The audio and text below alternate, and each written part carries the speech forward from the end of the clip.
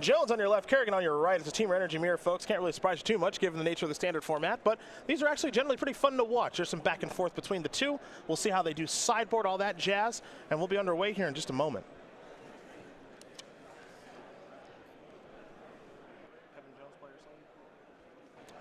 A player that we haven't got to watch in a little while, who do want to learn a little bit more about, if you don't mind, is Kevin Jones. Always. Always have to learn a little bit more about the daddy? Always.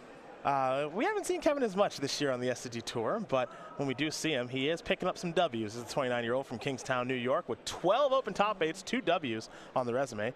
Played college tennis at Pace University as a walk-on after teaching himself the game. Won the Eternal Weekend Legacy Championship a couple years ago with Blue Red Delver. Enjoys reading, reads at least one mystery novel every week. He generally rides alone. Daddy rides alone. The daddy rides alone is a common saying. Yep, drives to events all by himself from the New York area to wherever the next event is. And over the years, he has gone from random person in the crowd to notable mainstay and even a Grand Prix champion. A member of the U.S. World Cup team. That too. Last year. That too. Most of his performances in Eternal formats, where he's had the most success. Yeah, he's going to go down to 6 now, however. He's not having success with his opening hand at the moment. So we will see if he can find a better 6-card hand in just a moment. For AJ Kerrigan, I remember years ago where he was the young face in the crowd.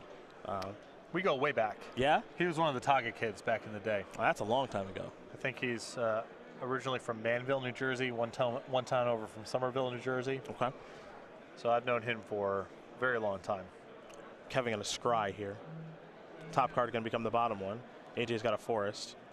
Somehow not ruined by being around me in his early teens when I was in my early 20s. Everybody gets lucky, I guess. A Botanical Sanctum for Kevin. As we're going to go over to AJ. AJ going to very quickly play a Nissa. Scry 2. You see these players are going to play pretty quick because the clock in the top middle will show you 5 minutes and 39 seconds. These games can take a little while. In this mirror matches, they're just beginning game number 3 with about 8 minutes left on the clock. So they're going to try to get over. The draw doesn't do either one of them any good, as there's a Rogue Refiner, 2 energy for Kevin, and a card. Maybe helping undo that mulligan. Nissa going to scry 2 yet again here for AJ.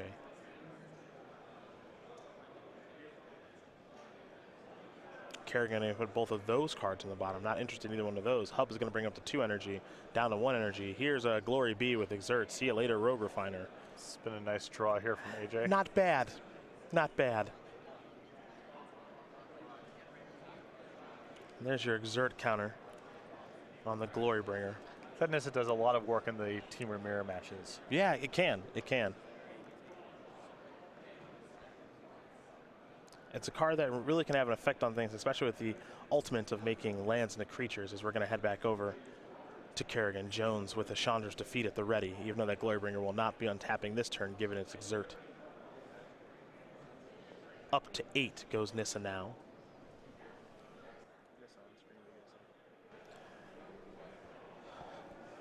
Attack for the 2 for 2. Going to bring Jones a little bit lower as we take a look at Nissa, Steward of Elements.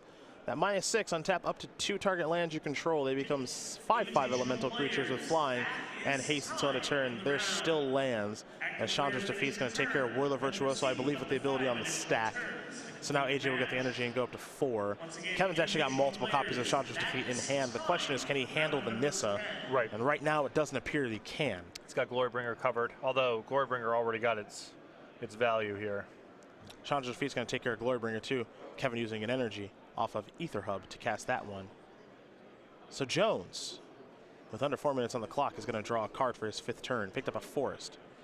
Does he have something like Glorybringer to go along with it is my question. You know, he does have Glorybringer in hand, and he can start to check that Nissa a little bit.